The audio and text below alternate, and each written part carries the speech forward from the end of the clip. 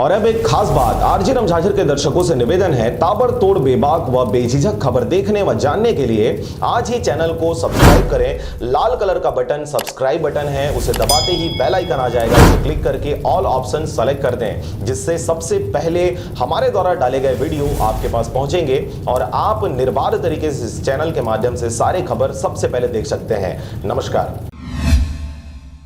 खबर है छत्तीसगढ़ के जसपुर जिले के पत्थल गांव का, जहां दुर्गा पूजा को लेकर लोग बाग काफी रैली के साथ सड़क पर चल रहे थे। वहीं अचानक तेज रफ्तार कार ने वहां पर चल रहे 16 लोगों को रौंदते हुए आगे की ओर निकल गया, जिसमें 4 लोगों की मौके पर ही मौत हो गई। वहीं 16 से 17 लोग घायल हो गए। वहीं कार मध्य प्रदेश और सिंगरौली जिले का बताया जा रहा है, जिसमें गांजे की तस्करी की जा रही थी। आपको बता दें कि दशहरा को लेकर जिले के एसपी सहित चेकिंग के लिए कड़ी व्यवस्था की गई थी। हर एक की चेकिंग किया जा रहा था। फिर यहां गांजा तस्करी करने वाली कार चेकिंग से बचते हुए भीड़ भाड़ वाले इलाके में जा पहुंची। आपको बता दें कि चेक पोस्ट में लगाए गए पुलिस वहां पर मौजूद नहीं थी। अपनी ड्यूटी पर लापरवाही बरतते हुए वे नदारद थे, जिसके चलते इतनी बड़ी घटना घटित हो गई।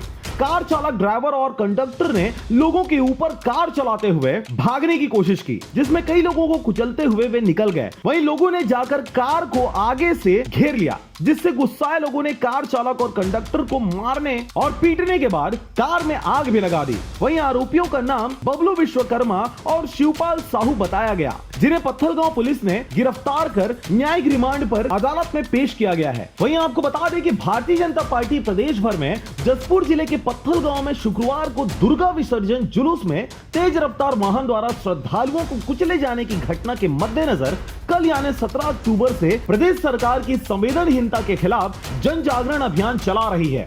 प्रदेश भाजपा महामंत्री व विधायक नारायण चंदेल ने बताया कि 17 अक्टूबर को राजधानी स्थित भाजपा प्रदेश कार्यालय में दोपहर 1 बजे प्रेस कॉन्फ्रेंस रखी गई है। इसके बाद अपराह्न 4 बजे पूरे प्रदेश में भाजपा के सभी मंडलों में भारतीय जनता युवा मोर्चा के तत्वाधान में मुख्यमंत्री भूपेश बघेल का पुतला दहन भी किया जाना है। अगले दिन 18 अक्टूबर को भाजपा के जिला मुख्यालयों में प्रेस कॉन्फ्रेंस भी रखी गई है। इस दिन शाम 6 बजे भारतीय महिला मोर्चा व भाजयुमो द्वारा सभी जिला मुख्यालयों में कैंडल मार्च भी निकाला जाएगा। छत्तीसगढ़ जनता जोगी कांग्रेस के अध्यक्ष की अगर बात करें तो अमित जोगी ने भी जसपुर जिले के पत्थलगांव घटना का निंदा करते हुए पीड़ित लोगों को 50-50 लाख रुपए मुआवजा देने की मांग भी करी गई है। रायपुर से ब्यूरो रिपोर्ट आरजे रमझाझर।